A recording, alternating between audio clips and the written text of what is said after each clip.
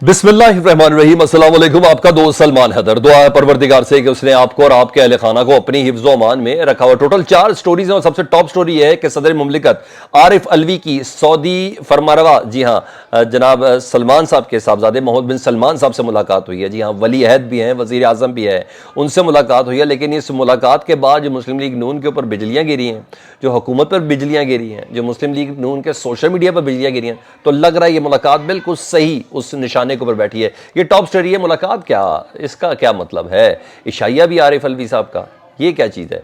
और फिर ये मुलाकात, और इस मुलाकात में कौन से पहलू हैं? बहुत अहम चीज़ें जो मेरे तक पहुंची है, मैंने कहा मैं आपको ज़रूर बताऊं, वो आपके साथ डिस्कस करूं। नून लीग की चालें कुछ उल्टी पड़ती जा रही हैं, उसकी भी कोई अगजियत और तकलीफ है।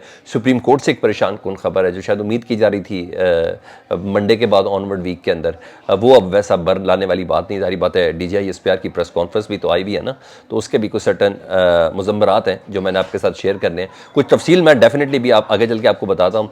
शहबाज शरीफ साहब ने इस सिचुएशन में काबीना का कहा इजलास बुला लिया कि सुप्रीम कोर्ट की जो लास्ट फाइंडिंग्स हैं वो फौजी अदालतों के हवाले से थोड़ी मुख्तलिफ हैं। जो जजेज़ हैं उनका कुछ कहना है कि अगर इतना ही मामला है तो फिर ऐसा करे कि कोई आइन के अंदर तरमीम कर दी जाए, कोई ऑर्डिनेंस लाया जाए या कुछ भी कहा जाए।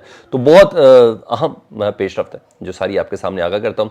रिक्वेस्ट ये है, वीडियो देख रहे हैं और अगर चैनल पहली बार देख रहे हैं तो चैनल सब्सक्राइब नहीं किया तो चैनल सब्सक्राइब देख लें। लेकिन वीडियो देखने के बाद अगर अच्छी लगे तो आपको ऐसा लगे कि हाँ फजूल किस्म की कोई हरासा करने वाली या वो ये हो गया वो हो गया नहीं है, तो फिर डेफिनेटली मेरा और आपका ये रब्ता बहाल रहेगा। तो सबसे पहले मैं ज़रा छोटी छोटी लेकिन अहम खबरें बता दूं जी। वफाकी काबीना का इजलास जी, उसको हम सबसे पहले लेके चलते हैं। लेकिन उससे पहले ज़रा मिलिट्री कोर्ट्स के हवाले से आपको बता दूं। उनके खिलाफ मिलिट्री कोर्ट्स के हवाले से आपको पता है सुप्रीम कोर्ट में एक पटिशन है जो इमरान खान साहब की तरफ से भी है, जो एतजाज़ हसन साहब की तरफ से भी है, जो जस्टिस रिटायर्ड जवाद ख्वाजा साहब की तरफ से भी है, दीगर और भी उसके अंदर है। तो कहा जा रहा था कि जुलाई के पहले या दूसरे हफ्ते गैर मुइना मुद्दत के लिए कहते हैं कि बेंच के जितने भी अफराद थे वो तमाम के तमाम जजेस जो थे वो छुट्टियों के ऊपर जा रहे थे। और अब 3 जुलाई से 7 जुलाई की जो काज लिस्ट जारी की गई है उसमें ये केस बेंच में नहीं है। बेंच में सिर्फ 3 केसेस हैं जी इस हफ्ते, सिर्फ 2 बेंच हैं। बेंच नंबर 1 में चीफ जस्टिस और उमर अता बंदियाल साहब और मज़ार अली अकबर नकवी साहब, वो एक बेंच को सुनेंगे जी, यानी ये 2 जजेस होंगे। दूसरा बेंच है जस्टिस एजाजुल हसन, जस्टिस आयशा मलिक साहबा का, ये दूसरा है। और तीसरा लाहौर रजिस्ट्री में ना Mansoor Ali Shah chief justice, sorry supreme court के जज, और जस्टिस अमीनुद्दीन ये केस को कर रहे हैं। मतलब 7 जुलाई तक मिलिट्री कोर्ट वाला बेंच है, यानी अब 7 दिन जो है मिलिट्री कोर्ट वाला बेंच पूरा नहीं है। जाहिर बात है जब मिलिट्री कोर्ट वाला बेंच पूरा नहीं तो समाअत नहीं होगी, जब समाअत नहीं होगी तो जाहिर बात है फैसला भी किस तरह हो सकेगा। अब इसको दूसरे हफ्ते या उसके बाद ही समझें। लेकिन इसमें बीच में मैं इसको रद्द नहीं कर सकता DGI-SPR की वो तगड़ी सीधा सीधा मुखातिब करते हुए सुप्रीम कोर्ट की को हवाले से जो उनकी प्रेस कॉन्फ्रेंस थी कि जिसमें उनका ये कहना था कि कुछ लोग अपने ज़ाती मफादात को देख रहे हैं, कौमी मफादात को नहीं देख रहे। ये जो ट्रायल है ये जारी है और जारी रहेगा फ़ौजी अदालतों के अंदर। और फिर खैर अटर्नी जनरल ने तो समाअत में कहा था कि नहीं सिर्फ गिरफ्तार हैं, अभी तक ट्रायल शुरू नहीं हुआ।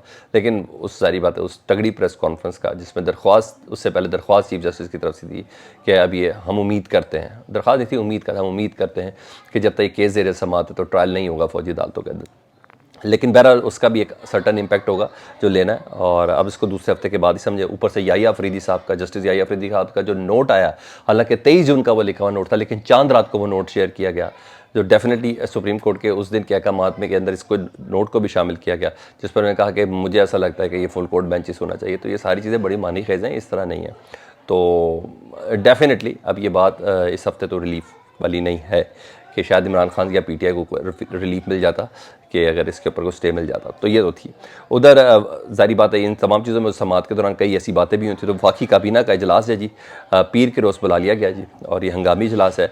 9 नुकाती एजेंडा है, जो एजेंडा सामने है वो है, लेकिन असल में ये एजेंडा इतना शायद अहम नहीं है जितना पसे पर्दा एजेंडे जो हैं जो इसके अंदर करना है। कहा तो यार है कि अफ़गान शहरियों का जो पाकिस्तान में क़याम है, जो महाजरीन का, उसकी 30 तारीख जून लास्ट डेट थी, तो इस सिलसिले में बात करनी तो वो भी है, ज़रा उसको तोसी करनी है 1 से 2 साल के लिए। मगर असल बात यह है कि जो इम्कान है, जो ख़बर मेरे तक पहुंची है कि शायद फ़ौजी अदालतों के हवाले से कोई ऑर्डिनेंस आ सकता है, क्योंकि सुप्रीम कोर्ट की समाअत के दौरान जस्टिस मुनीब ने कहा था कि अगर इतना ही है, अगर आपने फ़ौजी अदालतों में केस चलाना तो इसके अंदर कानून के अंदर कोई तरमीम कर दें। तो इम्कान है कि ये हो भी सकता है। बहरहाल मुशावरत इस सिलसिले में अच्छी खासी इनकी हुई है। कानून साजी में तो सारी बात है थोड़ा वक्त लगेगा, तो फिर या तो किसी काबीना से मंजूरी या ऑर्डिनेंस के ज़रिए भी इसलिए क्योंकि सदर मुमलिकत में भी है नहीं, तो इस वक्त इनके फेवरेट हैं कायम मकाम सादिक संजरानी, वो कुछ कर सकते हैं। तो काबीना में बहरहाल ये फैसला होना है कि ये किस तरीके से होगा। तो यहाँ तो ये चीज़ है। अच्छा, इससे पहले कि मैं सदर आरिफ अलवी की उस मुलाकात से मुतालिक बताऊँ, इमरान खान साहब का एक मिशन था, एक बड़ा ज़बरदस्त प्रोजेक्ट था सेहत कार्ड, बल्कि इसको ट्रेडमार्क कह लें या इमरान खान साहब का ब्रांड कह लें, वो सेहत कार्ड, और बड़ा अच्छा इनिशिएटिव था, इसमें कोई शक नहीं है। बहुत से हमारे नून लीग के वर्कर्स और रहनुमा भी इसको अप्रिशिएट करते थे, और यही वजह थी कि कहा जाता है कि जब तक सेहत कार्ड चल रहा है ना, तो इमरान खान साहब का वोट बैंक भी, जब जिसका मरीज़ दुरुस्त हुआ होगा मुफ्त में, जो जिसका इलाज ही लाइलाज हो चुका होगा, नामुमकिन होगा, और जब वो मुफ्त में उसका इलाज हो रहा होगा, गवर्नमेंट ऑफ पाकिस्तान करी होगी, तब तक उसके ख़ानदान से रिलेटेड तमाम अफराद ना पाकिस्तान तहरीक इंसाफ के मुतमनी रहेंगे, और इमरान खान साहब को दुआएं ज़रूर देते रहेंगे। लेकिन ज़ाहिर बात है, इस बात का आपको याद होगा, एक ऑडियो लीक हुई थी तो मरियम बीबी और शहबाज शरीफ साहब की, तो उसमें भी पता चल रहा था कि सेहत कार्ड इनके गले की फांस है और जिसको किसी सूरत होने नहीं देना। तो बहरहाल बहुत से लोगों ने इसके ऊपर इलाज भी कराया, बहुत से लोगों को रिलीफ भी मिला, मगर ये गुनाह था ना बेसिकली इमरान खान साहब का, तो इसलिए वो कैसे जारी रह सकता है, क्योंकि इमरान खान साहब ने ये गुनाह किया था। तो सेहत कार्ड पर सियासत शुरू हुई है जी, और इलाज बंद कर दिया गया। State life insurance corporation of Pakistan, उन्होंने कहा है, ड्यूटी जारी पता फ़ंड नहीं है, उन्होंने मुरासला जारी किया कि पंजाब के निजी अस्पतालों में सेहत कार्ड पर गायनी और दिल के मरीज़ों का इलाज गैर मुय्यना मुद्दत तक के लिए बंद कर दिया गया है। अब इससे बड़ा जुल्म क्या होगा, मैं बस यही कहूँगा। ज़ाहिर बात, इसके लिए फ़ंड नहीं है, यही बात है। इससे पहले भी फ़ंड ना होने की ज़रूर बात की गई थी, और ये पंजाब हुकूमत ने किया है। ज़ाहिर बात है, स्टेट ऑफ द आर्ट जिस तरीके का ये प्रोजेक्ट है, ये तो चलना चाहिए था, लेकिन बहरहाल इमरान खान ने किया था। अब मामला बड़ा तशवीशनाक है। अवामी सहूलत थी यार, इसको ख़त्म कर दिया। तो जहर दिल में बुग़्ज़ कीना कदूरत होना, फिर आवाम के लिए आप इसी तरह ही करते हैं। पर मैं इस ज़्यादा कुछ नहीं बोलूँगा, दुख है, बड़े अफसोस की बात है, ये होना नहीं चाहिए था। अब आ जाऊँ, अच्छा मैं सबको आरिफ अलवी साहब से मुतालिक बता दूँ जी। आरिफ अलवी साहब का सबको पता है, वो हज पर गए हुए थे, और जब वो हज पर जा रहे थे तो बड़ा रौला डाला गया कि जी आरिफ अलवी साहब सरकारी हज पर गए हैं, लेकिन बाद में पता चला नहीं, वो अपने ज़ाती खर्च के ऊपर हज पे गए हैं। हालांकि जो सरकारी हज पे गए, अगर मैं आपको उनके नाम बता दूँ, मेरे पास सबके नाम पता, आप हैरान रह जाएंगे। अब ये मौलाना फजल रहमान ने अपने बंदे अप्लाइज किए मुफ्त, और ताहिर अशरफी साहब के अपने बंदे हैं, और बड़े सरकारी लोग गए हैं, बड़े बड़े अमीर कबीर गए मुफ्त में हज करने के लिए। तो इसमें मीडिया के लोग भी हैं, मीडिया से बाहर के लोग भी हैं, यानी अपने अपने कारकुन जो हैं वो ज़्यादा उसके अंदर शामिल हैं। ये तमाम तो चीज़ें हैं। तो फिर अब ये तो थे, तो अब उसके बाद सदर आरिफ अलवी तो हज पे गए, तो सादिक संजरानी साहब कायम मकाम सदर थे और बने, और फिर जिस तरीके से बने और जिस तरीके से उनको बनाया गया सादिक संजरानी साहब को, फिर बिल फाइनेंस पास करवाएगा सादिक संजरानी। हालांकि हज पे उन्होंने भी बेचारे ने जाना था, उन्होंने कहा नहीं, उन्होंने कहा ठीक है हज तो होता रहेगा, ये बिल नहीं पास होंगे, तो सादिक संजरानी भी हज पे नहीं गए। तो फिर फाइनेंस बिल उनसे पास करवाया गया, फिर इलेक्शन बिल उनसे पास करवाया गया, नवाज शरीफ साहब की नाअहली ख़त्म कराई गई।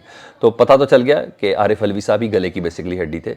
और हाँ, इन्होंने अपनी तरफ से बड़ा क्रेडिट लिया कि देखिए हमने आरिफ अलवी को कैसे फिक्स किया सऊदी अरब में हज के चक्कर में, और हमने पीछे से काम डाल दिया। मगर नहीं, आरिफ अलवी साहब अपने हिसाब किताब में थे, वो अपने महाज पर ही थे, ठीक है जी।